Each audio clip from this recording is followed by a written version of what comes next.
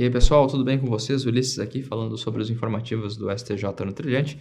Agora em matéria de direito penal, constante no recurso especial 2062-095 do Estado do Alagoas, em que nós temos a seguinte decisão.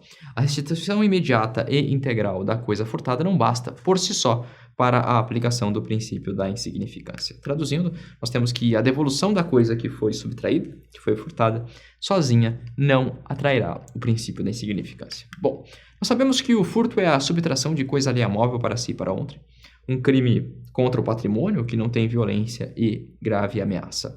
Ele é pautado pela teoria da apreensão, que diz que o crime de furto se consuma na medida em que eu tenha posse da coisa, ainda que essa posse seja curta e que não seja pacífica. O que significa que se eu furtar o carro de alguém e simplesmente sair por aí com ele e a polícia estiver atrás de mim, o furto é consumado. Não importa que a polícia esteja atrás, não importa que eu fique apenas 5 minutos com esse carro. O fato de eu tê-lo sobre a minha posse e que a minha posse seja injusta, de fato, já é o suficiente para que o crime se considere consumado.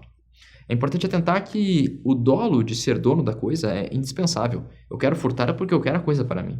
Não só porque eu quero utilizá-la, eu quero ser senhor dela.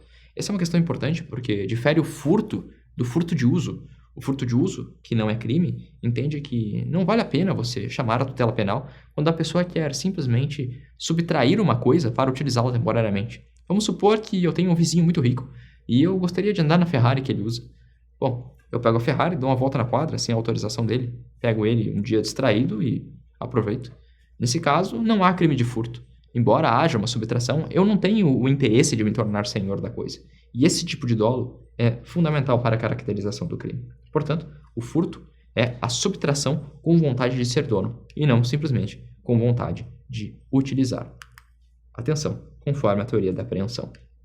O princípio da insignificância, por outro lado, é um instituto de política criminal que retira a tipicidade criminal do crime. Notamos, a tipicidade de um crime é analisada tanto do ponto de vista formal quanto do ponto de vista material. Quando nós falamos de tipicidade formal, estamos falando da operação de encaixe da conduta ao fato. Nota-se que a norma prescreve um comportamento, não matar. Se eu matar alguém, estou, de fato, incidindo naquele verbo, eu estou desrespeitando o que está sendo dito na norma penal e, portanto, há tipicidade formal. Por outro lado, a tipicidade material tem um conteúdo mais vasto, mais complexo, ela pede uma análise mais cuidadosa. E, nesse caso, nós avaliaremos não só o que está escrito na norma penal, mas se de fato o que eu fiz é relevante o suficiente para que o direito penal entre em ação. Conforme Roxin, não é preciso que o direito penal se insira toda vez que alguém desrespeite a norma penal. Até porque nós temos crimes que são insignificantes, que não justificam a movimentação do aparato estatal. É o que ocorre, por exemplo, quando eu furto uma caneta Bic de R$2. É, de fato, a subtração de uma coisa alheia móvel no meu interesse. Eu quero ser dono da caneta Bic. Mas vale a pena você chamar um promotor, um juiz, você impor uma pena restritiva de direito ou uma multa, simplesmente porque alguém subtraiu uma caneta Bic? Não é proporcional. Se não é proporcional, não tem tipicidade material. O Supremo Tribunal Federal, em oportunidade passada, se manifestou e entendeu que 4 são as características que marcam a tipicidade material. Ou seja, se esses elementos estiverem presentes, nós provavelmente teremos a atração do princípio da insignificância. O princípio da insignificância é pautado pela mínima ofensividade da conduta, ou seja, uma conduta que não é tão escandalosa assim.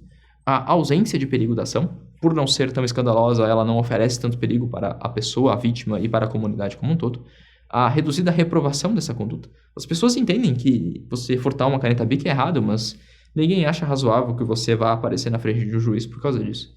E a inexpressividade da lesão ao bem jurídico. No fato de que, de fato, quando eu pego uma caneta Bic para mim, eu estou afetando o patrimônio de alguém, mas esse patrimônio não vai ser mensurado pela caneta Bic que ela tem.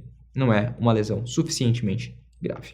Bom, o fato de o agente ter devolvido um bem furtado é suficiente para que nós falemos em princípio da insignificância? O STJ entendeu que não.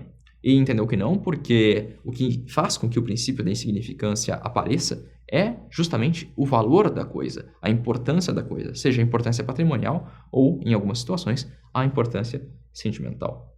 O fato de eu ter devolvido o bem não modifica o fator de que, num dado momento, eu preenchi a teoria da apreensão. Quando me tornei senhor, eu quis aquela coisa para mim, eu quis não só utilizar, mas ser dono daquela coisa. Se posteriormente eu devolvo o bem, Na verdade, eu estou incorrendo em arrependimento posterior. E o arrependimento posterior é uma hipótese de diminuição de pena e não de exclusão do crime. Note-se que quando nós falamos em princípio da insignificância, nós estamos falando de exclusão da tipicidade. E a exclusão da tipicidade afeta o fato típico, o primeiro extrato da teoria geral do crime. Quando nós estamos falando de arrependimento posterior, estamos lá no final, depois da teoria geral do crime, já na teoria da pena, quando nós admitimos somente a causa de diminuição. Portanto, a conclusão é a seguinte: se você devolve, legal, parabéns, você devolveu, se arrependeu, mas haverá somente uma diminuição de pena. Arrependimento posterior não causa princípio da insignificância, devolução do bem furtado não causa princípio da insignificância, uma vez que você já furtou, o crime já está cometido e ele já é presumivelmente perigoso nesse caso. Perfeito, meus amigos? Um abraço e até mais. Tchau, tchau.